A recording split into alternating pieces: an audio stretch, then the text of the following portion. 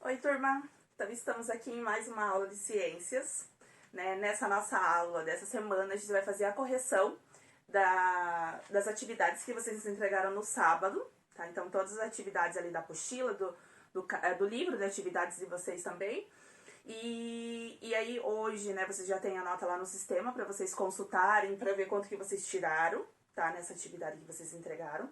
Lembrando, pessoal, que essa atividade que vocês entregaram, ela vale 1,5, tá? Então, se tiver alguma coisinha lá que, né, se você, quem não tirou 1,5, foi alguma coisa que deixou de fazer, porque, como vocês sabem, foi um comunicado para vocês, e, né, só para reforçar, vocês, nós, né, no caso, professores, a gente só vistou as atividades para ver quem fez e quem não fez. E aí, na nossa aula posterior, que no caso é essa, a gente faz a correção de todos esses exercícios. Aí vocês mesmo, né, corrigem essa atividade, vocês vão acompanhando, tá? Então, por isso que essa aula de hoje é a correção da apostila. A próxima aula que a gente tiver, da outra semana, aí vai ser a correção da atividade avaliada que vocês já estão também com ela em casa, tá? Essa atividade avaliada, ela vale 3,5. Então, façam com calma, pessoal, a atividade, tá? Não façam de qualquer jeito, porque é a nota de vocês, tá? Então, tentem fazer né, da melhor forma possível. Tenta fazer mesmo, consulta a apostila, né? Se precisar de ajuda, pede ajuda pra professora aqui, né? Que a professora, quando puder, vai responder vocês, tá bom? Outra coisa, pessoal. Com relação aos exercícios, a gente teve alguns exercícios que foram da apostila e alguns exercícios do livro de atividades. Então, o que eu vou fazer com vocês? Vou corrigir primeiro todos os exercícios que são da apostila e depois a gente usa o livro de atividades, para não ter que ficar, né? Usa agora a apostila, usa o livro de atividades. E aí eu vou falando para vocês a data que foi e qual é a atividade, tá bom? Então, vamos lá para os primeiros.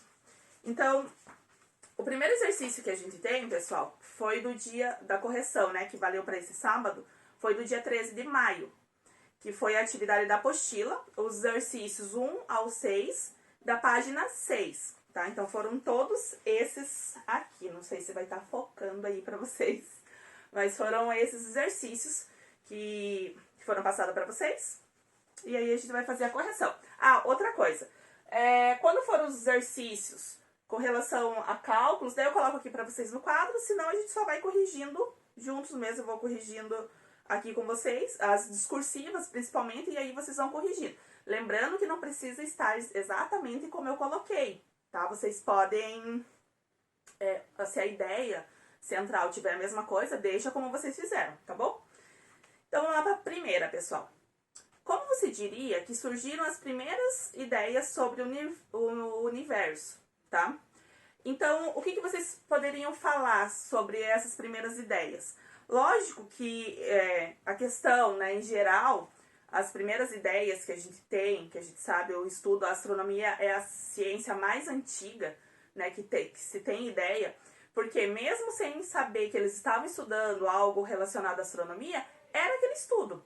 Então, por exemplo, quando, né, que eu já falei pra vocês, nos tempos bem antigos, quando eles saíam para caçar, que eles levavam em consideração a questão da constelação, tanto para caçar como para plantar, tudo isso era relacionado à astronomia, porque muitas vezes eles observavam as constelações, tá? Então, são estudos que surgiram, né, que foram as primeiras ideias, como eu falei para vocês, sobre o universo. Então, vocês também poderiam colocar assim, ó, surgiram com base em simples observações dos movimentos dos astros celestes, em geral ligados às explicações mitológicas que associavam os astros dos céus a figuras divinas também. Então, né, o Rei Sol, que vocês já ouviram falar. Então, tudo isso eles tinha muita ligação à questão dos astros com a questão da mitologia, tá? Então, vocês podem colocar qualquer uma dessas respostas que vocês colocaram, tá ok, tá bom? Na 2, pessoal, pode parecer óbvio para os nossos dias dizer que a Terra se move ao redor do Sol. No entanto, por muitos séculos se acreditou que a Terra estivesse parada no centro do universo, com o Sol e a Lua girando ao seu redor, dando os efeitos de dia e noite e das estações do ano. Imagine que você vive na antiguidade ou na Idade Média e não dispõe de fotos, de satélite nem de GPS. Quais argumentos você poderia usar para convencer alguém de que a Terra está em movimento e não é o centro do universo? Uma dica é pesquisar como isso foi feito, por exemplo, na época de Galileu. Então, o que acontece, pessoal? Eles questionavam muito essa questão do movimento da Terra, né? Como a gente viu lá a questão do modelo geocêntrico. Eles acreditavam muito que a Terra ela estava imóvel, porque eles falavam que não tinha indício que a Terra estaria girando, que a Terra estaria em movimento. Então, eles falavam que o quê? Que não tinha a questão de o vento, digamos, ela está girando, então tem que ter vento constante pelo giro dela. E outra coisa que eles falavam também é que não tinha como se fosse um tranco, um puxão, tanto para frente como para trás, né? Quando a gente tem, em questão do ônibus, por exemplo, né? Se ele está em repouso, depois ele está em movimento, você sente aquele tranco. Então eles falavam isso. Só que o que acontece? Os argumentos depois, né? Como o exercício pede ali com relação a Galileu, o que aconteceu? Ele falou que o quê? Talvez é o que vocês já devem ter pensado alguma vez. Nossa, mas se a Terra está em movimento, por que a gente não fica tonto? Né? Por que a gente não sente? Porque a gente está em movimento junto com ela. Então a gente está na mesma velocidade. Então tudo que está na Terra está em movimento constante com ela. Então a gente não sente. Por isso que tem a questão do movimento aparente do Sol, né? Que dá a impressão de que o Sol está se movimentando, mas na verdade não. Quem está se movimentando é a Terra. Então, por isso que a gente tem essa questão do nascer do Sol, o pôr do Sol, porque é a Terra que está se modificando, está em movimento. Só que como a gente está na Terra e a gente está acompanhando esse movimento dela, a gente está em constante movimento também, a gente acaba não sentindo, tá? Então, se vocês tinham essa questão dessa dúvida, então é justamente por isso. E aí foi esse argumento que o Galileu, ele justificou com essa relação. Por isso que a gente não sente a questão do vento, esse tranco, né, que eles falavam, com relação, por eles não acreditarem que a Terra estava em movimento. Questão 3, pessoal, da página 6. A astronomia é o nome da ciência que estuda os astros. No ano de 2019, comemora-se o jubileu, 50 anos da chegada do homem na Lua. O objetivo tanto da ciência quanto da data é possibilitar mudanças na nossa maneira de ver o mundo, o universo e nós mesmos.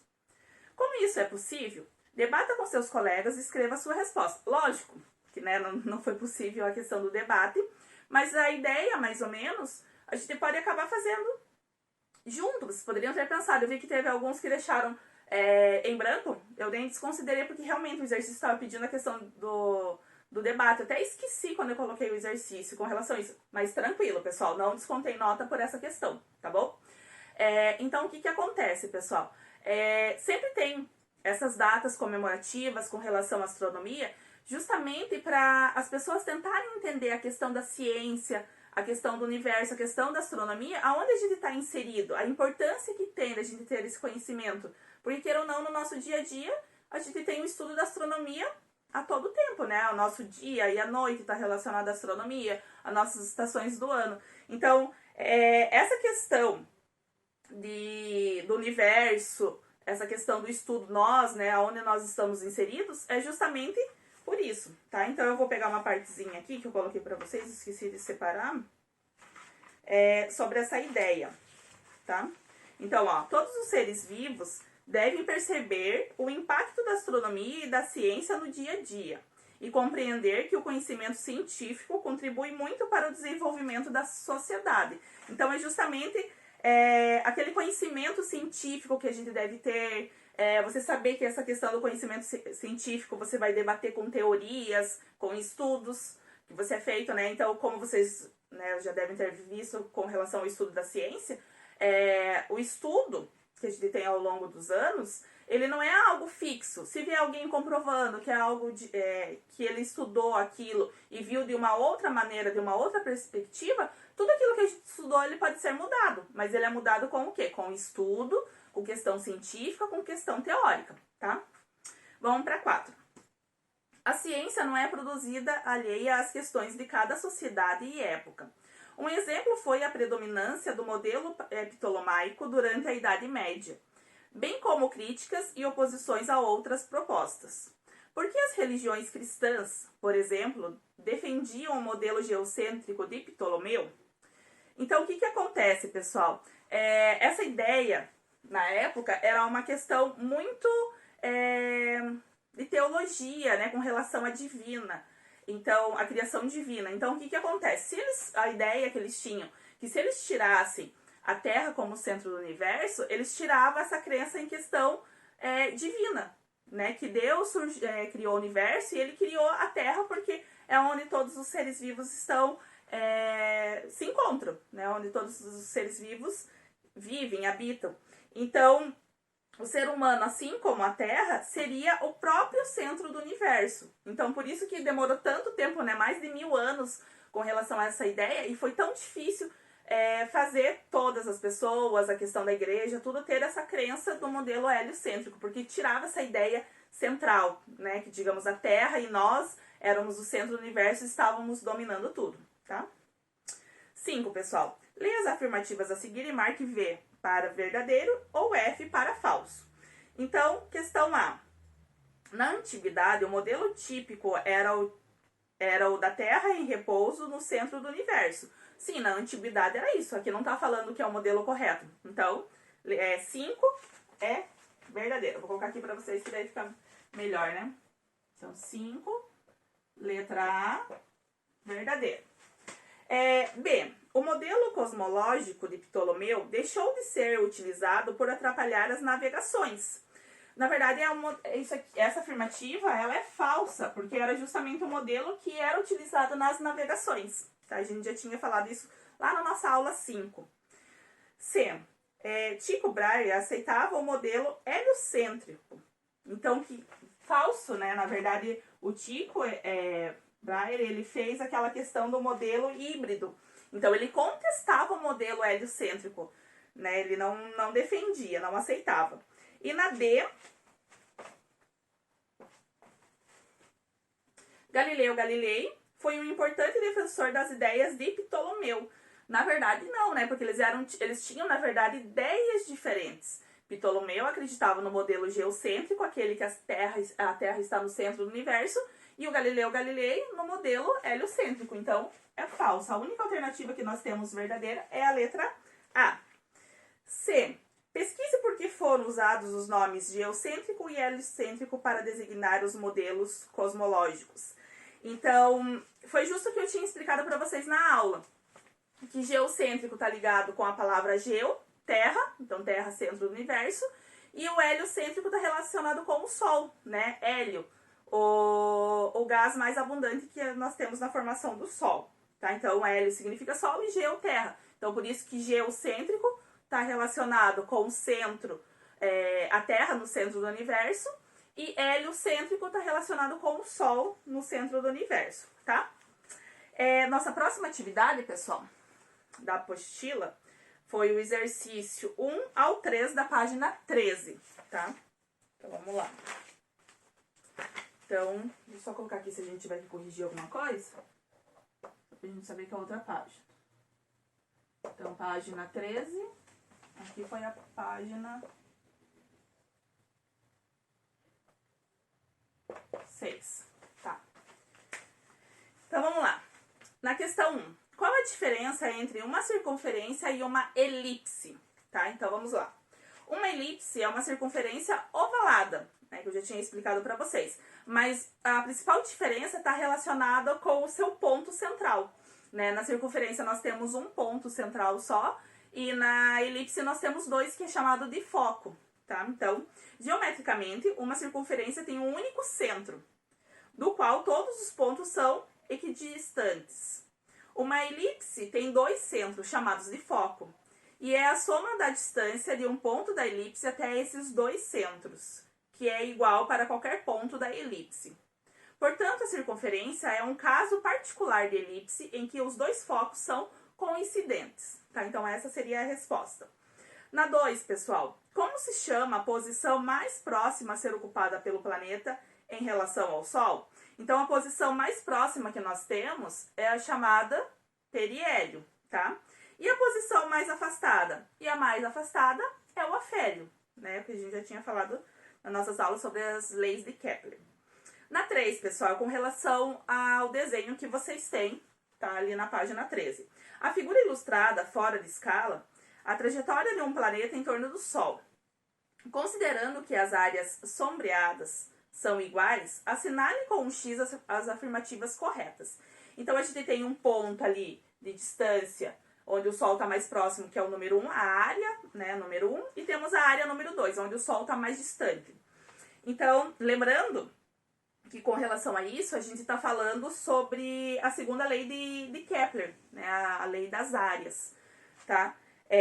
Então, o que acontece? Primeiro, o tempo que o planeta leva para percorrer o arco 1 é igual ao tempo que ele leva para percorrer o arco 2. Sim, a gente viu que na lei de Kepler, nós temos justamente isso, né? Independente, digamos, da distância com relação ao Sol, você tem a mesma área. E você vai ter a mesma distância, vai ser a mesma velocidade, ao mesmo tempo que... A distância não, né? A distância, no caso, percorrida, é ao mesmo tempo do tempo, né, que você vai ter ali do movimento do planeta em torno do Sol. Na 2, pessoal, o tempo que o planeta leva para percorrer o arco 1 é menor que o tempo que ele leva para percorrer o arco 2. Então, se a gente marcou 1, não poderia marcar 2. Né? É ao mesmo tempo, né? Tempo diferente. Na 3, o tempo que o planeta leva para percorrer o arco 1 é maior que o tempo que ele leva para percorrer o arco 2, que a gente já tinha falado, né? É o mesmo tempo. A relação, a diferença ali da segunda lei de Kepler que a gente viu vai ser a velocidade. Agora, na 4, a velocidade média do planeta para percorrer o arco 1 é igual à velocidade média dele para percorrer o arco 2. Não, se ele tivesse a mesma velocidade, como a gente está vendo ali, a distância do arco 1 é maior, a distância do arco 2 é menor. Então, se ele tivesse a mesma velocidade, se a velocidade fosse constante, o que ia acontecer? Ele ia ter esse trajeto em tempo diferente. Né? Então, a velocidade ia ser a mesma, mas o tempo ia ser diferente. E a gente já viu que ele leva o mesmo tempo, que é a resposta 1. 5. A velocidade média do planeta para percorrer o arco 1 é menor que a velocidade média dele para percorrer o arco 2. Lembrando que o arco 1, ele tem uma distância maior, né? A gente não está falando da área agora, porque eles têm a mesma área. A gente está falando da distância ali na elipse. Então, o que acontece? Se o 1 ele tem uma distância maior, como a 5 está falando ali, que ele percorre o arco 1 numa menor velocidade, o que ia acontecer? Ele ia demorar mais do que se ele fosse percorrer a área 2, que tem uma distância menor.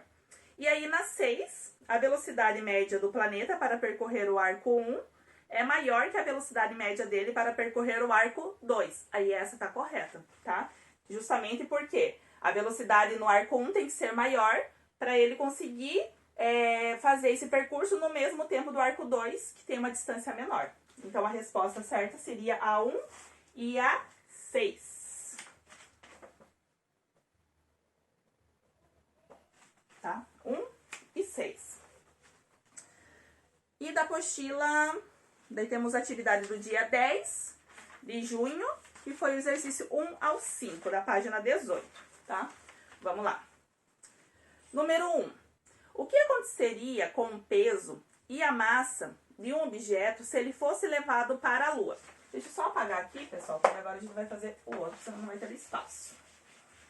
Então, o que acontece? É aquela relação agora sobre peso, né, que a gente viu da lei da gravitação universal. Então, tá relacionado o que a gente viu sobre peso e massa, tá? Esse exercício que foi do dia 10 de junho.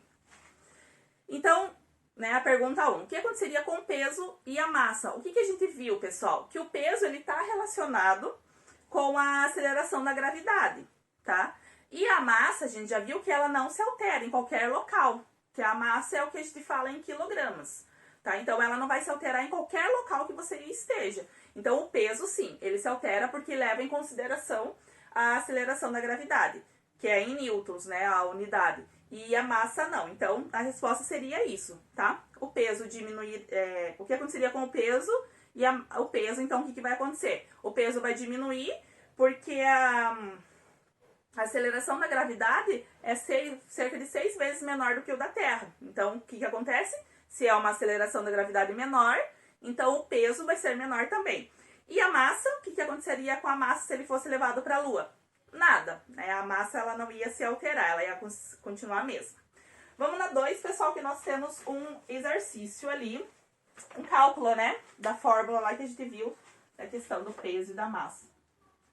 Então, exercício 2, vamos ver o que o exercício pede. Então, uma pedra de 2 kg, então a pedra de 2 kg, e outra de 6 kg.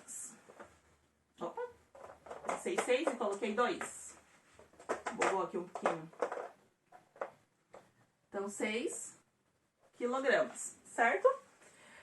Caem de uma ponte, considerando, né, G, que é a aceleração da gravidade, de 10 metros por segundo ao quadrado. Então, e desprezando a resistência do ar, né, que a gente já falou sobre isso, a resistência do ar, a questão da queda livre. O peso de cada uma das pedras. Então, o A quer saber qual é o peso de cada uma das pedras. O que a gente precisa fazer? Jogar lá na fórmula P igual a M vezes G. O peso é o que a gente quer descobrir. A massa nós temos, que é 2, vezes o valor da aceleração da gravidade, que é 10. Então, o peso dessa pedra é 20 newtons, tá? Vamos lá para outra pedra de 6 quilos. Jogamos na mesma fórmula, P igual a M vezes G. Valor de P é o que nós queremos descobrir. O valor da massa é em quilogramas, então é 6. Vezes o valor da aceleração da gravidade, que também é 10, assim como na outra pedra, então, né, na Terra. P igual 6 vezes 10, 60 newtons. Então, esse é o valor do peso das pedras. A de 2 quilos, ela tem 20 newtons e a de 6 quilos, 60 newtons, tá? Essa é a questão A. Na B, a aceleração de cada uma das pedras. Então, a aceleração de cada uma das pedras é qual? A aceleração da gravidade, 10 metros por segundo. Então, lá na B, 10 metros por segundo ao quadrado. Essa é a aceleração das pedras, tá? Elas têm a mesma gravidade. Na 3, pessoal, uma pessoa está segurando um pacote de 5 kg de arroz branco, considerando a aceleração da gravidade de 10 metros por segundo ao quadrado. Qual é a força que ela está aplicando para segurá-lo? A força, pessoal, é o peso, né? Então, a força sempre vai ser a questão do peso que a gente está falando em Newton. Então, a força sempre vai ser em newtons. Então, a gente vai ter que descobrir qual é o peso. E aí, a gente vai descobrir qual é a força que ela está exercendo, tá? Então, vamos pegar ali. 3, P igual a M vezes G, onde nós temos o pacote de arroz de 5 quilos. Então, é o valor da massa, 5 quilos, vezes o valor da aceleração da gravidade, que também é 10, tá? P igual a 50 newtons. Então, essa é a resposta da 3. Na 4, se o peso de uma pessoa é igual a 750 newtons, então a pessoa tem um peso igual a 750 newtons, tá? Qual é a sua massa, considerando a aceleração da gravidade de 10 metros por segundo ao quadrado? Então, aqui o exercício, ele quer saber o valor da massa, o valor de M. Então, o que nós vamos fazer? Substituir o P por 750, igual a massa, que a gente quer descobrir, vezes o valor da aceleração da gravidade, que é 10. Então, vamos fazer lá. M igual 750 divididos por 10. M igual a 75. 75 o que, pessoal? Quilogramas. Tá? Tudo bem, pessoal? Tô passando rapidinho só porque, né, a gente já fez exercícios assim, já tem exemplos, é só para vocês fazerem a correção, tá bom? 5, pessoal. O que acontecerá com o voluntário do teste do simulador de gravidade ao atender a recomendação do cientista? Então, tá ali, né? Rômulo, cientista. Posso testar? Claro, siga-me. Aí tem o simulador da gravidade terrestre, né? Vamos lá. Como isso funciona? É só pular. Então, o que acontecerá, né, com o voluntário? Então, ele vai pular e ele vai ter a força da gravidade da Terra fazendo o quê? Ele cair no centro da Terra, né? Ele chegar até o chão novamente, que é a questão da gravidade que a gente já falou, que é tudo que puxa nós para o centro da Terra, tá? Essa questão da atração, né? Agora, pessoal, vamos fazer a correção dos exercícios do livro de atividades, tá bom? Então, continuando, seguindo, né, a correção do dia 13 de maio, que foram os exercícios que eu pedi para vocês, do 1 ao 6, da página 5 a 7, tá? Então, no 1, pessoal, encontre no caça-palavras o nome de 5 estudiosos que contribuíram para a formação de modelos astronômicos e que foram estudados durante as aulas. Então, quais são esses 5 que vocês iam achar? Ptolomeu, Tycho Brahe, Copérnico, Galileu Galilei e Giordano Bruno, tá? Vocês tinham que encontrar esses 5. Praticamente 3 estão na vertical e 2 vocês têm na horizontal, tá bom? Que é Ptolomeu e Copérnico. No 2, pessoal, com base nas imagens, complete cada quadro escrevendo quais são os modelos cosmológicos representados e suas principais características. Então, no primeiro, né, que a gente tem um homem, onde tem o Sol ali no centro do universo e os planetas, né, como modelo. Então, aquele modelo que nós temos é o modelo heliocêntrico, onde o Sol é o centro do universo. E no segundo, pessoal, a gente tem a representação, dá pra ver que tem o Sol do ladinho da Terra, onde a Terra está no centro. Então, esse modelo é um modelo chamado geocêntrico, onde a Terra é o centro do universo, tá? Na 3, pessoal, relacione o nome dos astrônomos às inscrições dos modelos cosmológicos. Então, nós temos número 1, Ptolomeu, número 2, Copérnico e número 3, Tycho Brahe. Então, vamos lá, aqui pra gente colocar a outra. Então, 3. Então, a 3, vocês têm 3 nomes e vocês têm 4 frases. Então, lógico que uma delas vai se repetir, tá bom? O nome deles vai se repetir. A. Modelo que defende que a Terra não está em movimento. Então, para a Terra não estar no movimento, ela deveria estar o quê? No centro do universo. Então, é o modelo de Ptolomeu, número 1, tá? B. Modelo que perdurou por aproximadamente 1.300 anos. Né? Lembra que eu falei para vocês? A ideia do geocentrismo, justamente pela questão da igreja, demorou muito tempo, mais de 1000 anos, né, com relação a isso. Então, é a ideia de Ptolomeu, tá? C. Modelo considerado híbrido, com movimentos dos planetas em relação ao Sol e do Sol em relação à Terra. Então, como já está falando o movimento híbrido, é do Tycho Brahe. Então, número 3. E a D, modelo que considera o Sol como centro do sistema solar. Então, é o modelo de Copérnico, número 2. Tá? Então, ficou assim, 1, 3, 2. Vamos para questão 4. Leia atentamente o texto a seguir.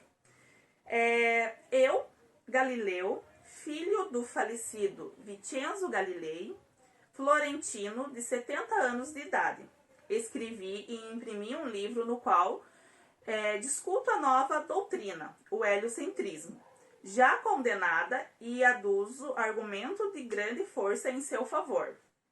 Sem apresentar nenhuma solução para eles, fui pelo Santo Ofício acusado de veemente suspeito de heresia. Isto é, de haver sustentado e acreditado que o Sol está no centro do mundo e imóvel, e que a Terra não está no centro, mas se move.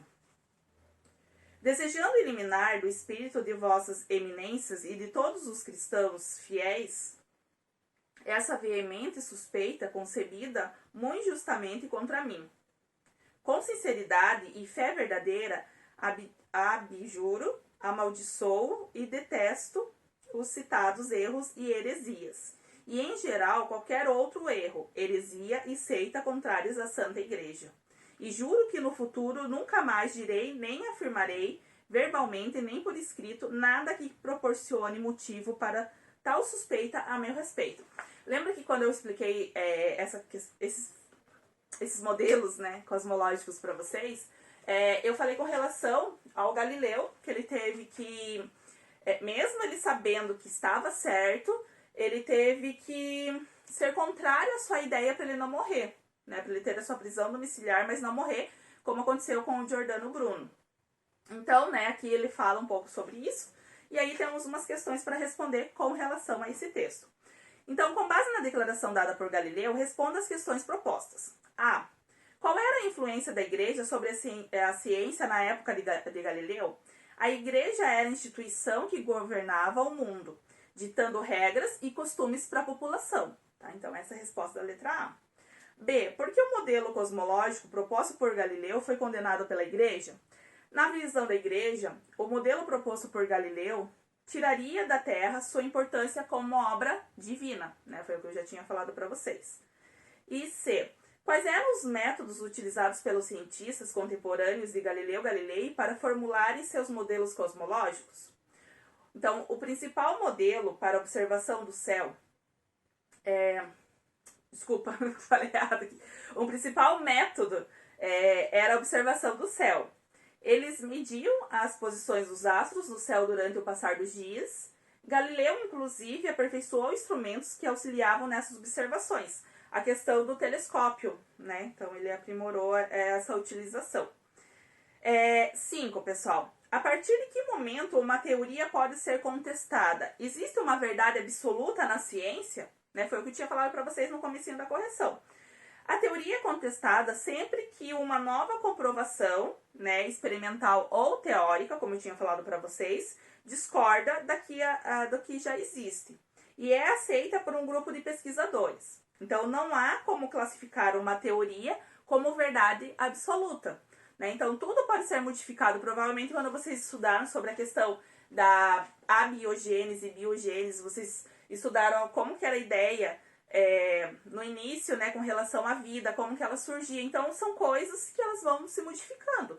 É só ter a questão, o fundo, né, experimental, como eu falei para vocês, e o fundo teórico, para você poder considerar aquilo. E os pesquisadores acreditarem naquela tua ideia também, tá?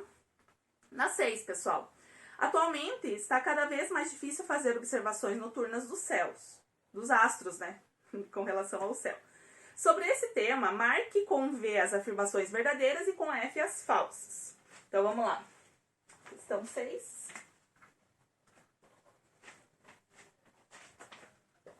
A, B, C e D. Então, antigos observatórios em grandes cidades estão perdendo a função devido à iluminação noturna. Verdade, né? A gente sabe que com relação à iluminação noturna de cidades, das casas, dos prédios, ela interfere com a observação do céu. Por isso, quando a gente vai para um local, né, um sítio, uma chácara, até mesmo na praia, fora da temporada, você consegue, o céu é totalmente diferente, você consegue, parece que, observar muito mais estrelas. Justamente por isso, a iluminação, do modo geral da cidade, ela acaba interferindo muito. B. O hábito de observar as estrelas e constelações está se perdendo em decorrência da claridade noturna das cidades. Verdadeiro também, né? Foi o que eu acabei de falar para vocês. C. É difícil enxergar as constelações durante o dia, em virtude da luminosidade intensa do Sol. Sim, né? A iluminação do Sol acaba interferindo na sua observação das constelações, né? A gente não consegue observar as demais estrelas. E na D, já tô falando a resposta, né, que é falsa. Não há como ver satélites e planetas durante o dia em decorrência da posição dos astros, que é a mais favorável à observação durante o período noturno.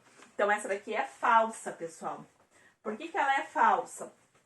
É possível ver, né, às vezes durante o dia a Lua e Vênus também, que vocês já devem ter ouvido falar que Vênus é conhecido como estrela d'alva, né, por ser o ponto mais brilhante que nós temos no céu, E, na verdade, não é uma estrela, né? É o planeta Vênus. E tudo vai depender da posição com relação ao Sol que eles estiverem. Então, a gente consegue observar, por isso que a D é falsa, tá? E a última, pessoal, que foi a atividade do dia 3 de junho, tá? Que é a questão 7 da página 7, dando continuidade aqui à nossa correção, que é com relação às leis da gravitação. Então, 7.